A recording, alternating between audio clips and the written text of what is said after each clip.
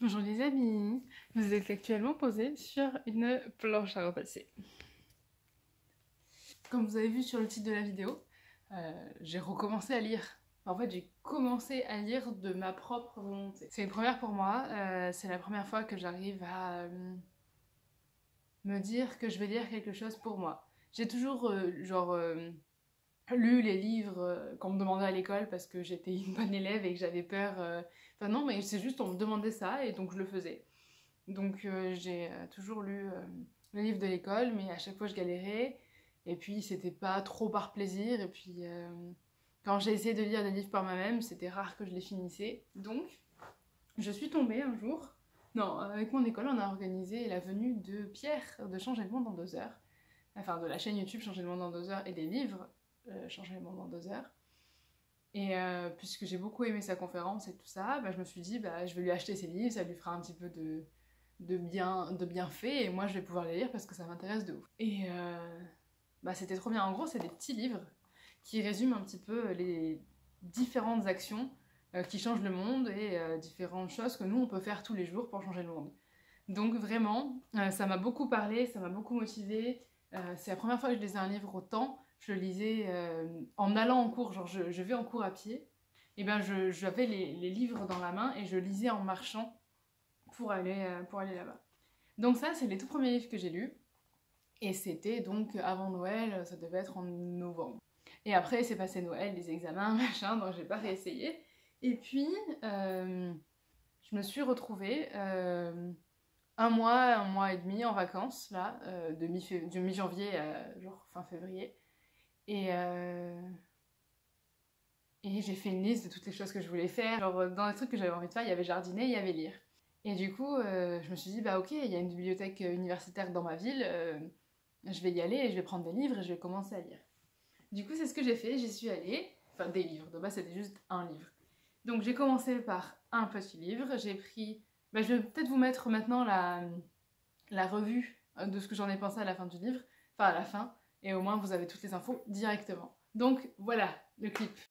Donc aujourd'hui je parle de ce livre-là, ça s'appelle Les Jardins solidaires, cultiver le vivre ensemble de Amandine Gers.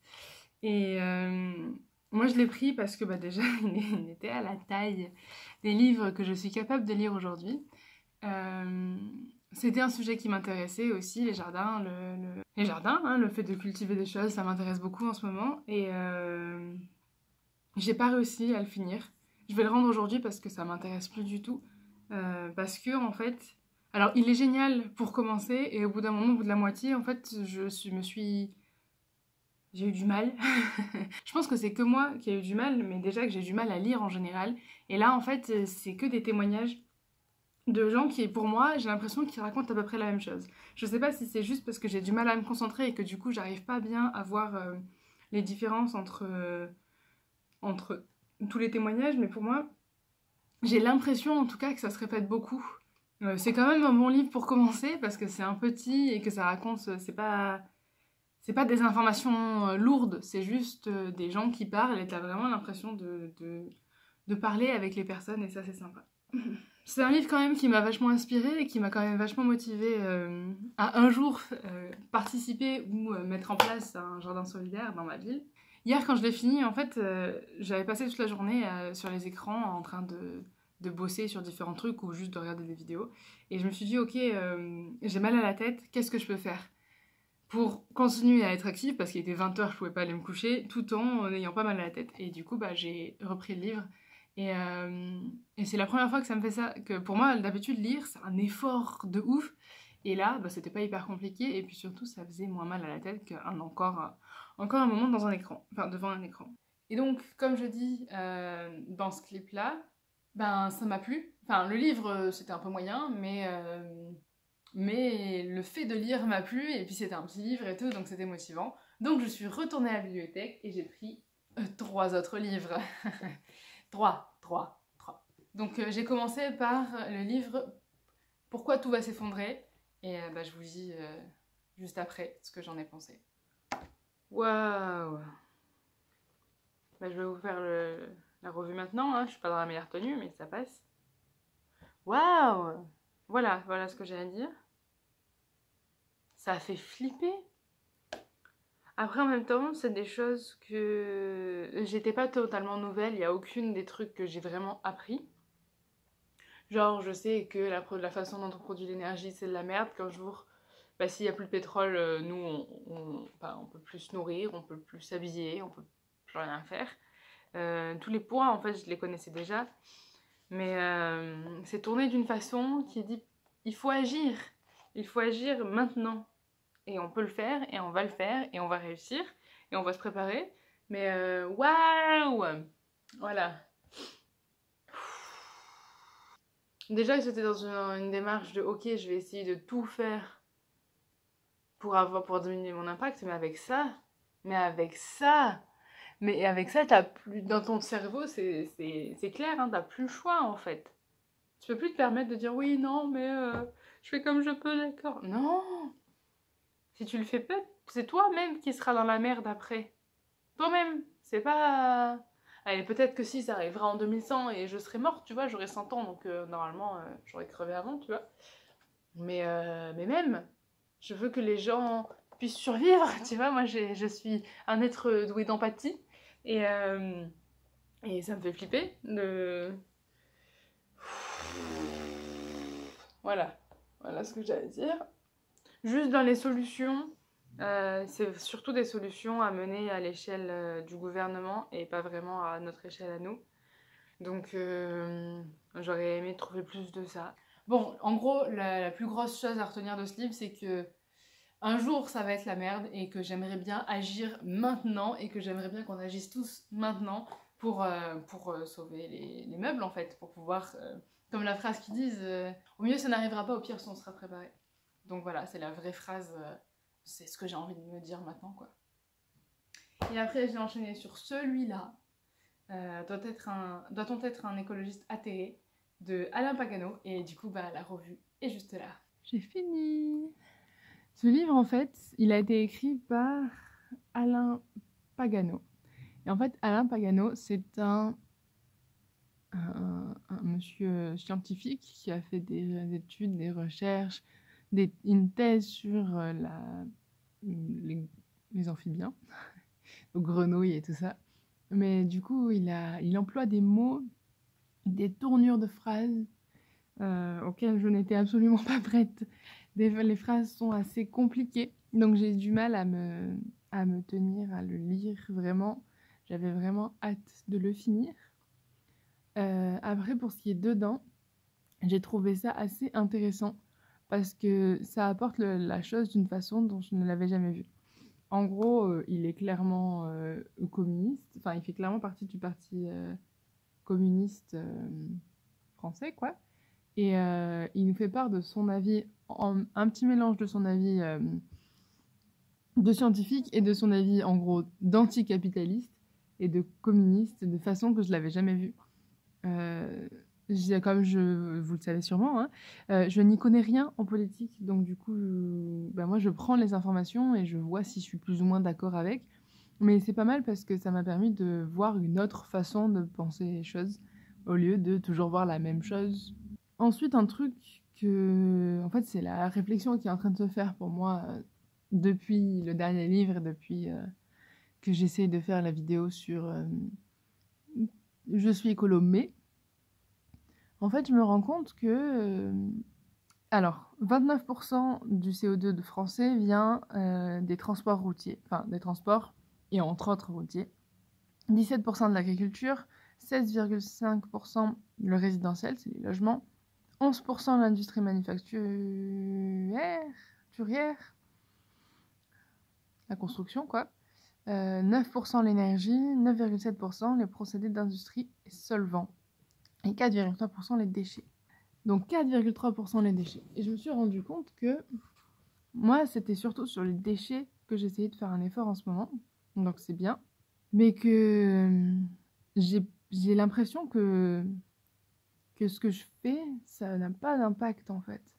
J'ai l'impression que ça sert à rien. Que c'est pas à moi, mes 3 petits déchets que je vais éviter, qui pourront vraiment changer les choses. Et j'ai pas l'impression que même si avec ma vidéo je convainc 5 personnes d'arrêter d'acheter, je sais pas, des bouteilles de soda, bah, j'ai pas l'impression que ça peut changer les choses non plus. En fait, toutes les décisions sur le transport, l'agriculture, les logements et tout ça, c'est fait au niveau déjà de l'État. Si l'État dit rien, il n'y a pas de raison que les entreprises fassent des efforts. Mais c'est pareil au niveau des villes. En ce moment, je suis dans une démarche, ok, je vais essayer de faire le maximum de mon côté. Donc j'ai vraiment plus envie, j'en ai marre en fait de dire oui, je suis écolo, mais je produis quand même énormément de déchets et ouais, j'ai un compost, waouh.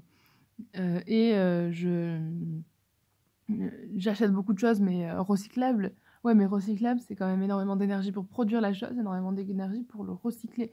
Donc ça crée pas des déchets, mais c'est énorme quand même comme énergie que j'utilise. Donc du coup, en fait, c'est au niveau des pays et au niveau des régions et tout ça. Enfin, faut agir dans les lois. On peut avoir un impact, nous, si on s'y met tous sur la même chose. Bon, je vais arrêter là parce que je suis en train de faire le montage et que je parle encore pendant au moins 10 minutes que bah, j'ai pas de solution, que je sais pas comment faire et voilà. Donc rien de plus à part que c'est important d'aller voter. Voilà, c'est tout ce qui est intéressant dans la fin de ce clip. Et du coup, bah, j'y ai appris pas mal de choses, mais c'était très dur à lire. Parce que bah, j'ai vraiment eu du mal à m'y mettre, quoi. C'était pas m'y mettre, mais j'avais hâte de le finir, quoi. Parce que c'est un livre qui est assez dense en informations. Donc, et après, je suis passée sur ce petit livre-là, Débuter son potager en permaculture. Et bah, je vous ai fait la petite revue aussi. Rebonjour, donc je finis le livre sur ce plan-là, qui est le plan un exemple de jardin, et ça fait trop envie. Il y a la légende et tout, là je vous la mettrai pas puisque c'est hyper intéressant, mais c'est hyper long. Mais en gros, tout ça, c'est des façons différentes, et c'est des plantes différentes et tout, et c'est magnifique. C'est pas un jardin classique. Comme elle disait, elle parlait au tout début du jardin de son grand-père qui était tout droit comme ça. Là, c'est beau. Regarde ça. Bref. Voilà, donc j'ai fini le livre. Et ben franchement, pas mal, hein. Ça motive vraiment beaucoup déjà. Et puis je pense que c'est adapté à tout niveau. Donc moi, c'est débutant, donc je suis en train de donner des conseils hyper précis sur si jamais on compte planter ça dans cette saison et tout, il faut faire ça comme ça. J'ai pas trop retenu, mais pour les personnes qui sont déjà dedans, je pense que c'est des conseils vachement utiles. Et je pense aussi que, franchement, donc ça peut être pour des personnes qui ont toujours eu un jardin et qui veulent essayer de se mettre à la permaculture, pour des personnes comme moi qui sont pas du tout prêtes à débuter parce qu'elles n'ont pas de jardin, pour des personnes qui ont envie de débuter sérieusement, donc ils le liront aussi d'un autre œil, pour des personnes qui ont déjà débuté, et je pense que même je le reprendrai, je le réemprunterai dans une bibliothèque quand j'aurai un jardin, je pense. Le jour où je m'y remettrai, je le relirai parce qu'il y a des bonnes méthodes et tout, et je pense aussi que, enfin, je le relirai assez souvent quand même, parce que il est vraiment bon pour toutes les catégories toutes les étapes par lesquelles on passe. En fait, ils expliquent tout bien et tout, et c'est vraiment hyper motivant. Donc voilà, ça je conseille. Donc s'il y a un truc à retenir de cette vidéo, c'est que lire pour les autres, à mon avis, ça t'apportera pas grand-chose. Si jamais tu dois lire pour l'école, bah, fais-le. Enfin, en tout cas, moi, je l'ai fait et ça a bien marché.